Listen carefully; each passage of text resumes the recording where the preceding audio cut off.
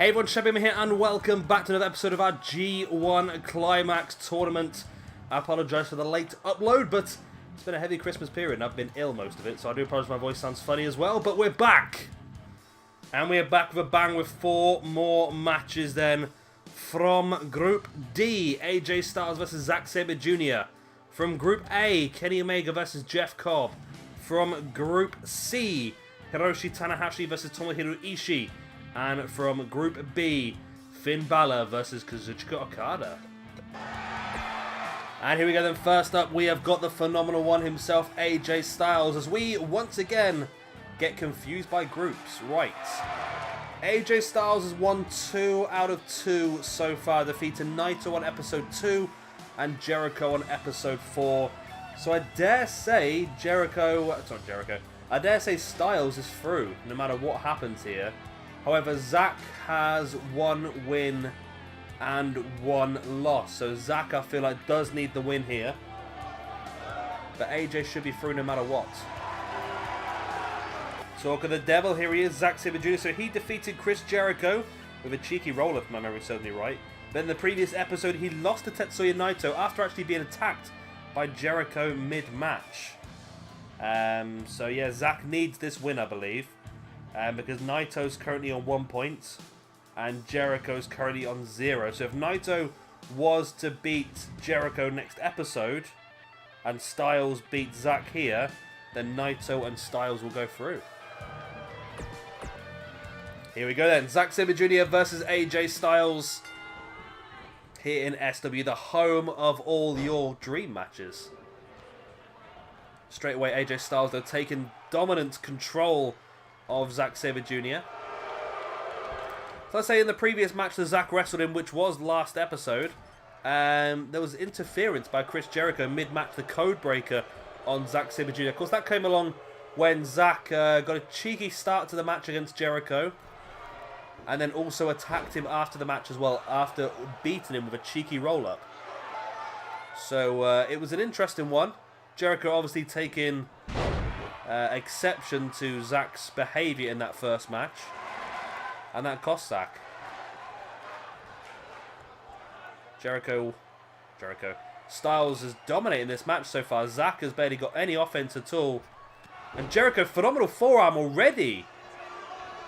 Wow, Styles does not get paid by the hour as he just demolishes Zack Sabre Jr. So AJ Styles definitely through to the next round as the winner of Group D. What a win that was. It was so one-sided. Zack barely got any offense at all. Styles completely destroyed him, and that would, for me, mean Zack is out. Well, not necessarily. Yeah, Zack will be out, sorry. It's going to be a tricky one, actually. If Jericho beats Naito in the next video, we may have to have an extra match, because there'll be 3 men all on 1 point, and they would have all beaten, not all beaten each other, but it would be a nice little triangle. So Zack beat Jericho, Jericho would have beaten Naito, and Naito would have beaten Zack, so we'd have to do a sort of buffer match between those 3 to find out who goes through. But that is going to be in the next video. But at the moment, AJ Styles is going through as the winner of Group D. And here is our second match of the evening. Kenny Omega takes on Jeff Cobb. So first of all then, we do have Kenny Omega, who is currently on 1 point out of 2 matches. And next up, here comes Jeff Cobb. This is going to be an interesting one, this. Jeff Cobb has currently won both of his matches, defeating Suzuki and Jay White. Let me try and figure this out at the moment then, because I'm getting confused. So Suzuki defeated Omega in the previous match. So if Cobb wins this, Cobb will finish the group top. Again, this is going to be bloody confusing. I didn't think it was going to be this confusing, to be honest, but right. If Cobb wins this, then Cobb wins the group, no questions asked. And Omega will be out with just 1 point. Or not necessarily out, it depends on the other match. So yeah, it's a tricky one.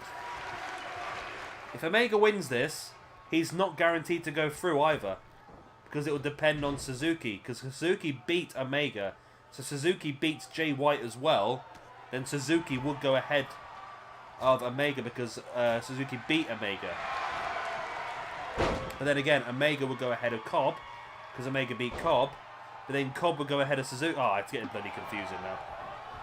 Hi and welcome back to another episode of Shabby Gamer Gets Confused by Group Stages. Let's just hope that all these things that I'm talking about don't happen. We just get a nice easy to work out way for stuff to happen. That was the weirdest sentence I've made in my entire life. It made no bloody sense, but there you go.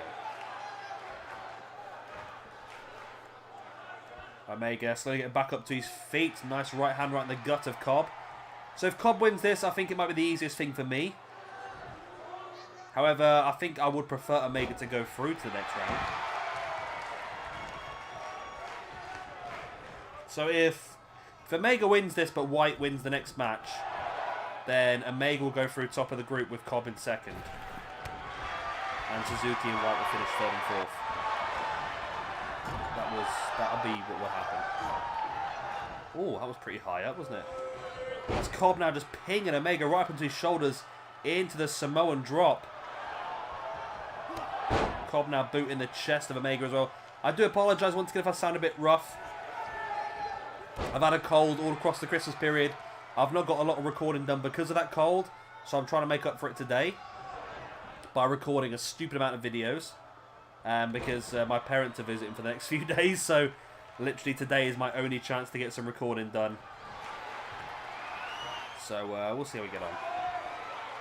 Omega now running knee strike right to the face of Jeff Cobb. That's busted him open. He hit that knee hard. And now Omega stalking Cobb. This is when it could get really confusing now. Omega taking Cobb up onto his shoulders, showing incredible strength. Hooks the leg. Hooks the head. And there is the one winged angel for the 1, the 2. And no, Cobb kicks out. Okay. Okay.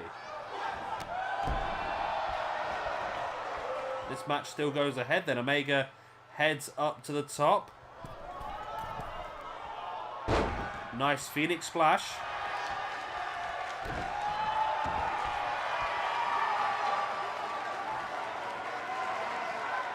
Omega now slowing the pace of the match down, just pulling back on the head and just taking a bit of a breather.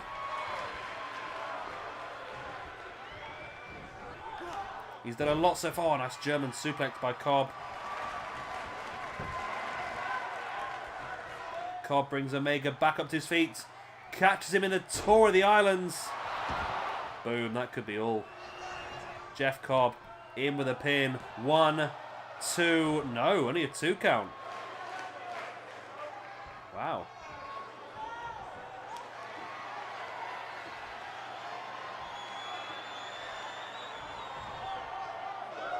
And again, another big slam by Jeff Cobb. 1, 2, and again Omega kicks out.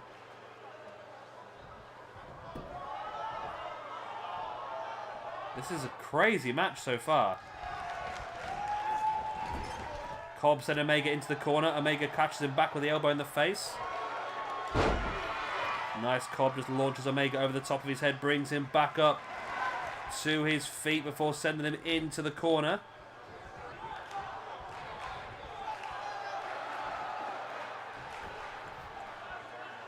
Cobb locking Omega into the Tree of Woe. Pushing the boot right in the face. There's the pin by Cobb. So if Cobb wins this, he's guaranteed to finish top of the group.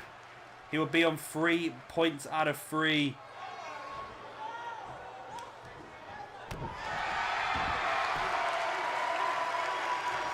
And now Cobb just, locking Kenny Omega up. Wow.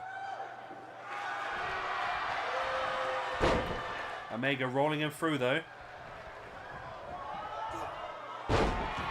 Nice German suplex. Omega avoids the kick and he just takes Cobb up and catches him in that deadlift German. 1, 2. Oh. And again, Cobb kicked out. And again, Omega stalks. Takes Cobb up on his shoulders. What about Cobb fighting back? I think Omega might be looking for another one-wing angel, but Cobb fighting back. What the hell? Cobb just hit a Styles Clash. Cobb just caught Omega in a Styles Clash and Cobb wins the match out of nowhere. Wow, Jeff Cobb. Jeff freaking Cobb just defeats Kenny Omega. And this guy's extremely good run continues on. He's now defeated Jay White, Minoru Suzuki, and now Kenny Omega as well. And that could be Omega out, you know. Depends what happens in the next match, I think. If Jay White beats Suzuki, then Omega gets one more chance. If Suzuki beats Jay White, then Suzuki goes through and Omega's out. So I'll have to find out in the next video. But that is a big, big win for Jeff Cobb. The most difficult one he's had so far, but he proves how good he is. And there we go. What a win by Jeff Cobb.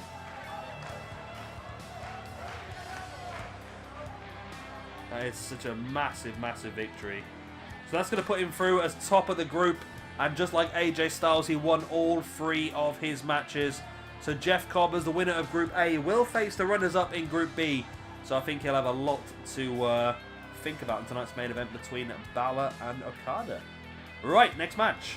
And here is match number 3 of the evening. Hiroshi Tanahashi takes on Ishii from Group C. And here comes Hiroshi Tanahashi then. 2 victories so far, defeating Ibushi and defeating Cody.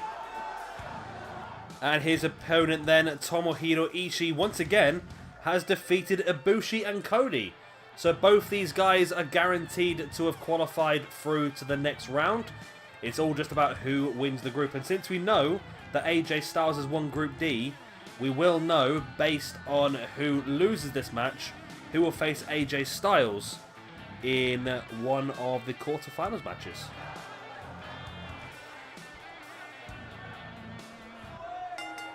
The bell goes and we are underway. Tomohiro Ishii versus Hiroshi Tanahashi. The winner of this one, like I said, will win Group C, and the loser will come second in Group C and take on AJ Styles in one of the quarterfinals of this G1 Climax tournament, which is coming up soon.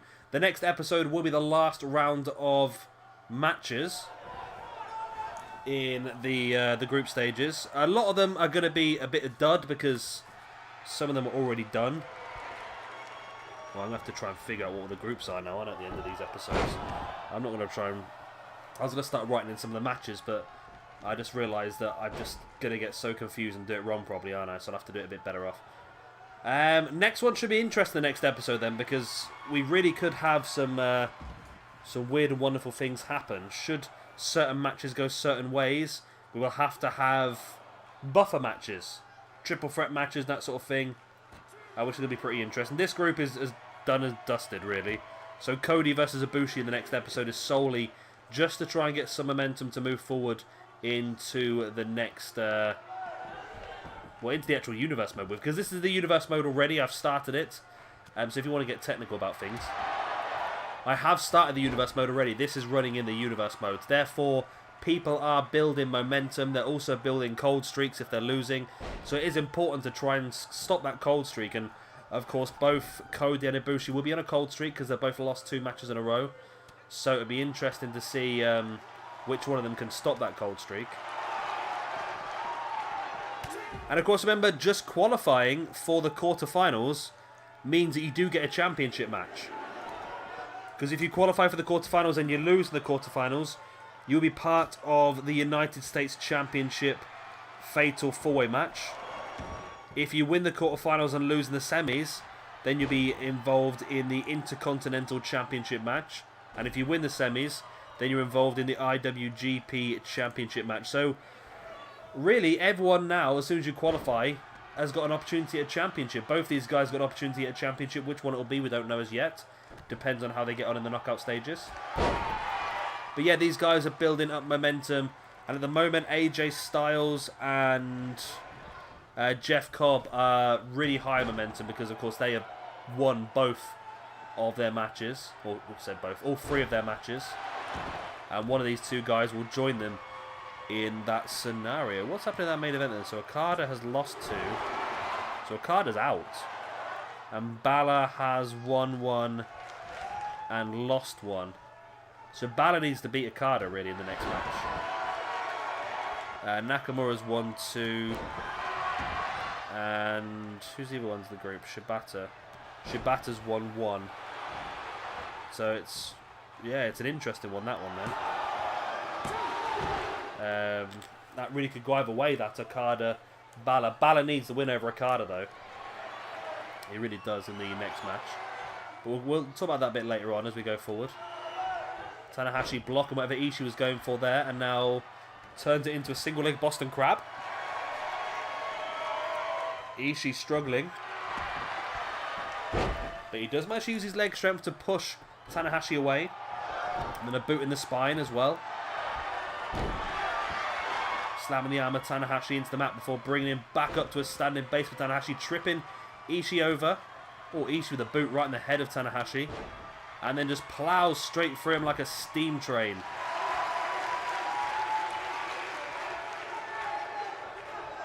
Ishii now brings Tanahashi back up to his feet.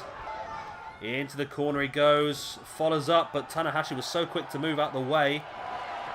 Tanahashi now going to drop Ishii neck first across that top rope. And look at Ishii's position. Will Tanahashi go for it? No, he's not. Tanahashi's just going to stare at his lifeless... No, he is going to go for it. I thought he would. Up, Tanahashi goes, looking forward. He thought he was going to go for the frog splash, but instead elbows Ishii in the back. Ishii now just forcing Tanahashi away. Brings Tanahashi back up to his feet, went for the clothesline. Tanahashi ducked, and Ishii was going for such a strong clothesline that he actually fell to the floor. Tanahashi, he's gone for a Styles clash as well. 1. It's weird that the only person not to use a Styles clash so far in this bloody video has been AJ Styles. How does that work? Tanahashi once again though just staring at the grounded Ishii, not quite sure what's going on. Tanahashi now takes Ishii up, drops him Michinoku driver style. Now Tanahashi heads up top. He's going to go for it. No, again, he doesn't go for the high fly flow. Instead, he goes for the elbow to the back. Maybe he doesn't think he's got enough yet.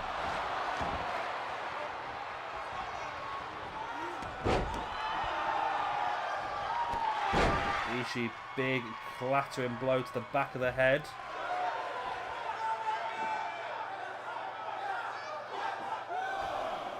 Oh!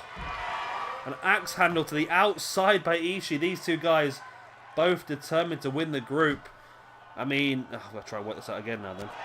I think it could be anyone they face in the next round. I think it'll be Naito. If Naito beats Jericho, then the winner will face Naito, and the winner will face AJ Styles. So either way, it's not going to be an easy match. But that's if Naito beats Jericho. If Naito does not beat Jericho and Jericho wins, then all of a sudden there's going to be another little round-robin situation where Zack Sabre Jr. is back in it, I think. Yeah, because he beat Jericho. Ishii now takes Tanahashi up.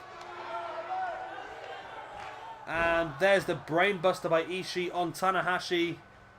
Into the pin. 1, 2, and no, Tanahashi kicks out. Wow. Big, big moment there. Tanahashi kicking out of the brainbuster. Does Ishii have more in the locker to finish Tanahashi? Went for the clothesline. Tanahashi ducked it and a drop kick to the shins of Ishii. Tanahashi now with a sling blade. Oh, I would have gone for the frog splash there, Tanahashi, to be honest with you. But then again, I'm wrong, as Tanahashi gets the win. Wow, that means Tanahashi is top of the group, and it means that Ishii will face off against AJ Styles in one of the knockout matches. Great win here for Tanahashi. 3 out of 3 for Tanahashi. He has never really excelled that much in any universe mode we've done. Him and Okada both have struggled. But this could be Tanahashi's one. Okada's still struggling a lot, but Tanahashi, 3 wins out of 3 in this G1 group. And now he moves on to the next round to face off against the runners-up of Group C, which looks like it could be Tetsuya Naito. But who knows, we'll have to find out next episode. Anyway, main event time. And here is our main event of the evening. Finn Balor, who's got 1 point so far, takes on Okada, who's had a terrible time. And here we go then. First off, we have got Finn Balor, who has won one match. He defeated Shibata, but then lost to Nakamura on the previous video. So he's on 1 point out of 2 matches. And his opponent is going to be the Rainmaker himself, Kazuchika Okada, who has lost 2 matches out of 2. Lost to Nakamura in episode 2 and then lost to Shibata in episode 4.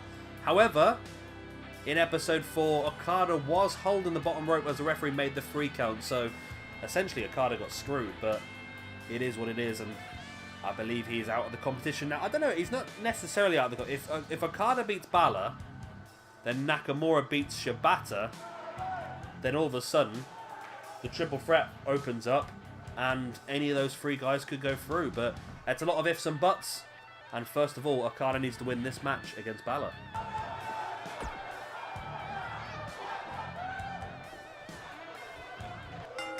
And here we go, and the bell goes. We are underway. Okada versus Finn Balor. One of these 2 guys. Well, if Balor wins, I think Balor will more than likely go through. Yeah. If Balor wins, Balor's through. Because the only other way that anyone else can get the same amount of... Oh, no, maybe he's not. Oh, this is going to get bloody confusing, isn't it? I'm getting really confused with this now. So Nakamura's on 2 points, right? Right. So Nakamura's beaten Okada and he's beaten Balor. Okay. So if Nakamura loses to Shibata, then Shibata will also be on 2 points. But Shibata will finish ahead of Nakamura because Shibata defeated Nakamura. If Balor wins this one, then Balor will also be on 2 points. But Balor will have to finish ahead of Shibata because Balor defeated Shibata. However, Nakamura will have to finish above Balor because Nakamura beat Balor. Therefore, again, we've got another situation where there's 3 guys all need to finish ahead of each other, which again obviously just causes problems. So that's going to be very confusing. However, though, if Okada wins here and then Nakamura beats Shibata, oh my god, my brain is melting.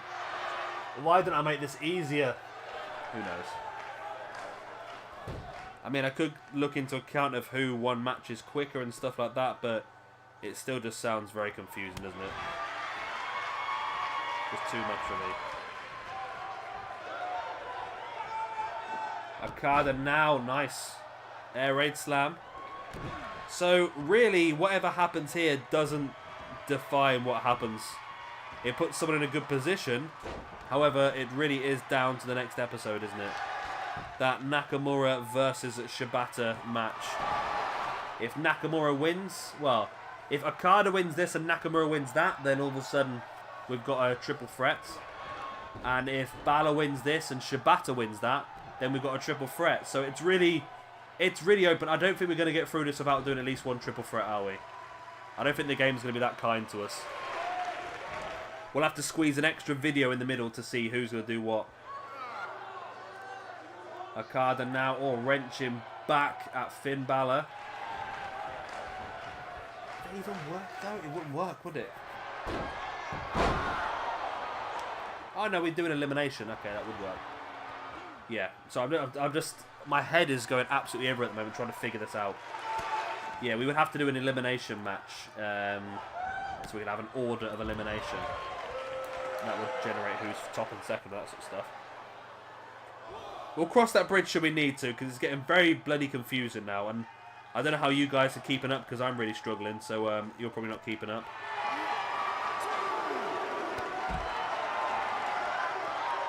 So Okada now fighting on the outside with Finn Balor. Remember, this is the main event. But we've still got one more episode for you of group stage matches. Balor sends Okada back into the ring, slides in afterwards. Went for the big boot in the gut, but Okada rolled out the way. Now Balor sending Okada into the corner once again. And looks to line Okada up for the shotgun dropkick. Could this be the beginning of the end for Okada? Balor heads up top. This could be Balor's chance to go through to the next round, depending on what happens to Shibata and Nakamura next episode. There's the coup de grace. There's the pin. 1, 2, and no, Okada kicked out. Okay. Okay. This match continues on. Okada with the jawbreaker. There's Finn with a big right hand. Sends Okada to the outside. This was enough to get... No, it wasn't. What am I on about? So I'm recording that much there. I'm confusing myself. Balor now brings Okada up. There's the uppercut.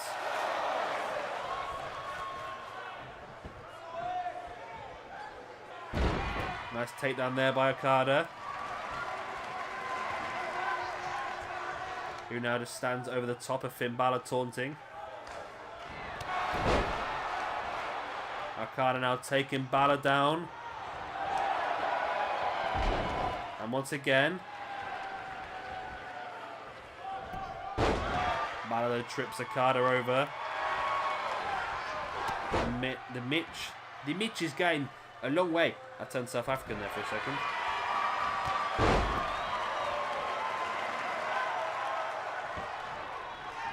Balor now big boot across the back of Okada. Balor brings Okada back up to his feet now, looking for the 1916.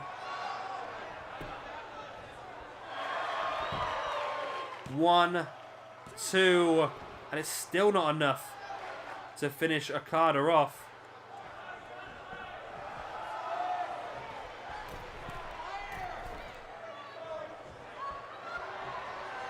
But this could be as Nakamura, as Okada gets hit with a second coup de grace of the match. The 1, the 2, and no again.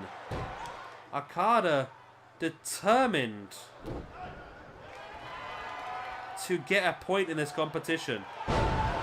Nice brainbuster there by Finn.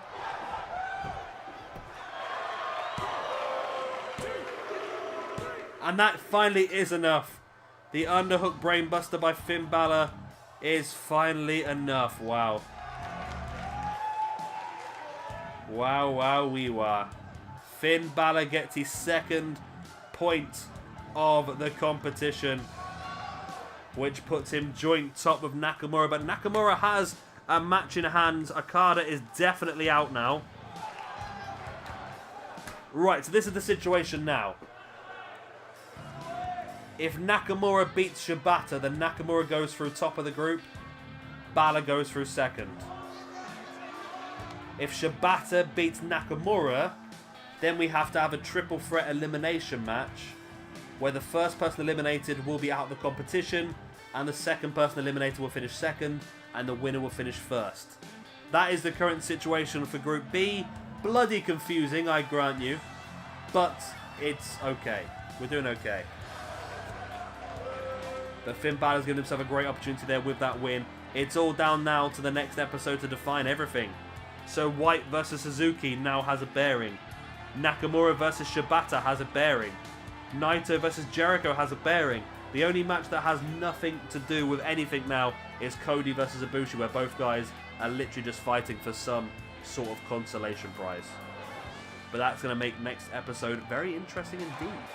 If you have enjoyed this video, please do hit a like and of course subscribe if you want to see some more. And we'll be back very, very soon for our next episode of the G1 Climax Festival. Bye. The one, two,